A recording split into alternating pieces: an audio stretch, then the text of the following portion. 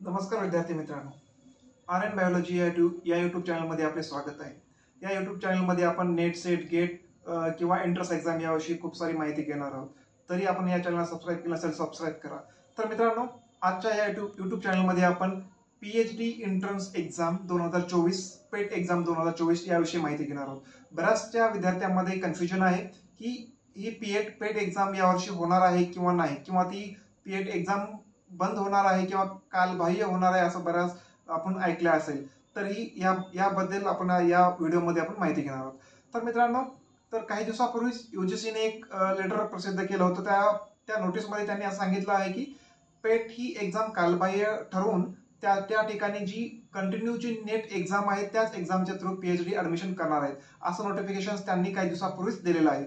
तर या व्हिडिओमध्ये आपण पाहणार आहोत की या वर्षीची जी काही पेट एक्झाम आहे ती होणार आहे का नाही। कारण का बरेचसे विद्यार्थी हे 2 वर्षापासून त्यांची नेट झालेली आहे, सेट झालेली आहे, गेट झालेली आहे। अशा विद्यार्थ्यांना जर पीएचडीचे ऍडमिशन घेण्यासाठी पेट एक्झाम पर्यंत आपल्याला एक्झाम्शन फॉर्म साठी आपल्याला थांबावं लागते। तर तशा विद्यार्थ्यांची त्या खूप साऱ्या प्रत्यक्षामध्ये असे विद्यार्थी आहेत। तर आपण त्या पेट एक्झाम कधी होणार आहे आणि त्यांच्याविषयी आपण माहिती घेणार आहोत, किंवा ती केव्हापासून कालबाह्य होणार आहे, आणि जे काही यूजीसीचं जे नवीन नोटिफिकेशन आलेलं आहे त्या नोटिफिकेशन मध्ये काय सांगितलेले आहे, कोणत्या लोकांसाठी पीएचडी एंट्रन्स टेस्ट देता येईल किंवा किती मार्कावरती देता येईल, याविषयी आज आपण माहिती घेणार आहोत। तर चला मग मित्रांनो, तर या व्हिडिओमध्ये आपण या सगळ्या गोष्टीविषयी सविस्तर चर्चा करू।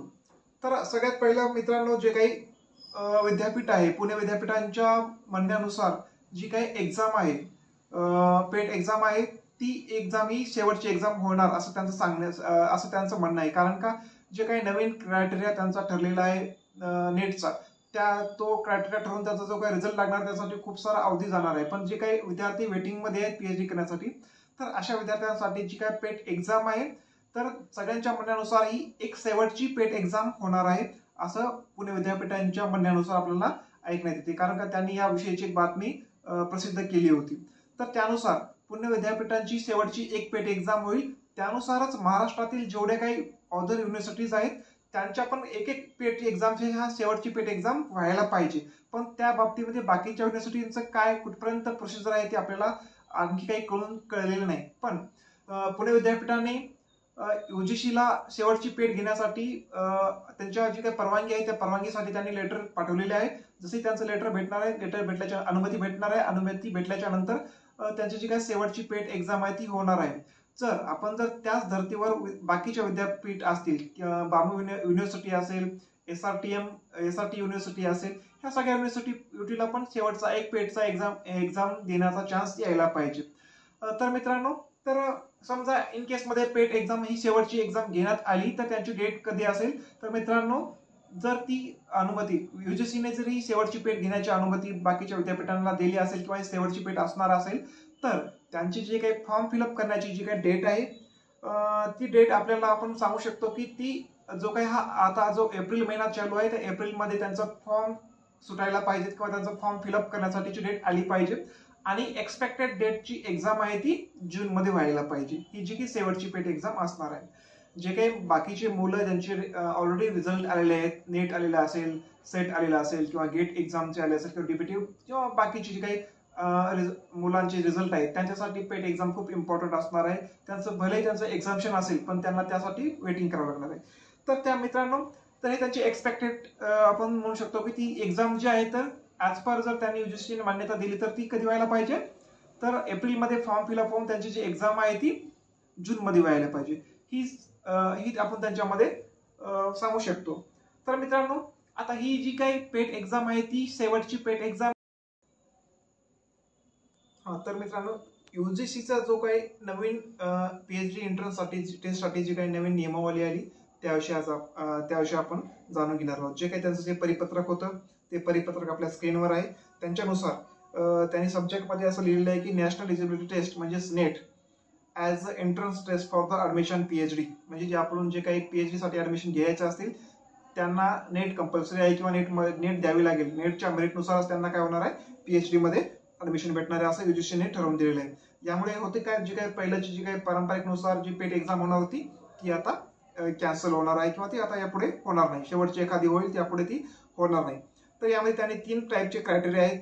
तर आपण स्क्रीनवरती पाहू शकता ह्या ज्या 3 टाईपच्या क्रायटेरिया आहेत, तर त्यातल्या 2 क्रायटेरिया ज्या आहेत, कॅटेगरी ज्या आहेत त्या ऑलरेडी आधीपासूनच्या होत्या किंवा ते पहिल्यापासून 2 क्रायटेरिया त्यामध्ये होत्या.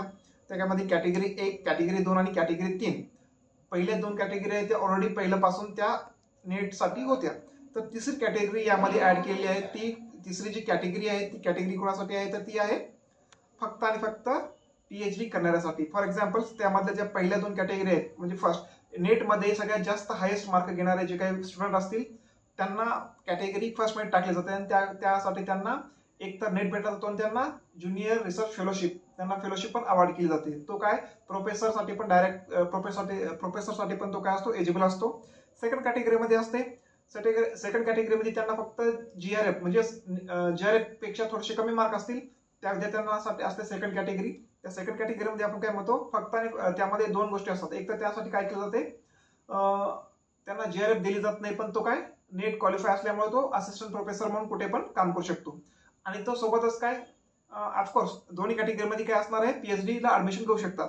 त्यांचा तो पहिलाच क्रायटेरिया आहे की जीआरएफ असेल तर पीएचडी करू शकतो आणि नेट असेल तर पीएचडी करू शकतो. पण नेटपेक्षा पण त्यांचे रँक कमी आहे किंवा नेट क्वालिफाय किंवा सेकंड कॅटेगरीपेक्षा त्यांचे मार्क कमी असतील तर ठराविक त्यांची एक 5% कॅटेगरी त्यांनी ठरवून काय केलं तर थर्ड नंबरची कॅटेगरीसाठी फक्त आणि फक्त त्यासाठी एलिजिबल असेल तर फक्त आणि फक्त तो पीएचडी करण्यासाठी त्यांचे मार्क गृहीत धरले जातात. ते थर्ड कॅटेगरीमध्ये. जर थर्ड कॅटेगरीमध्ये तो असिस्टंट प्रोफेसर किंवा जीआरएफ साठी एलिजिबल असणार आहे. ही त्यांची थर्ड कॅटेगरी असणार आहे. तर मित्रांनो, आपल्या या युट्यूब चॅनलवरती आपण नेट, सेट, गेट याविषयी आणखी पेट याविषयी आपण काय करतो, वेळोवेळी माहिती घेत असतो. जर तुम्ही या चॅनलला सबस्क्राईब केलं असेल तर सबस्क्राईब करा. आणि जर आपल्याला पीएचडीची पूर्ण माहिती पाहिजे असेल किंवा पीएचडी कशी असणार आहे, पीएचडीची काय प्रोसेस असेल याविषयी तुम्हाला पूर्ण माहिती असेल तर तुम्ही बिलकुल आमच्या डिस्क्रिप्शन मध्ये व्हिजिट करा, त्या लिंकवर जा आणि पीएचडी विषयीचा पूर्ण व्हिडिओ तुम्ही पहा. थँक्यू.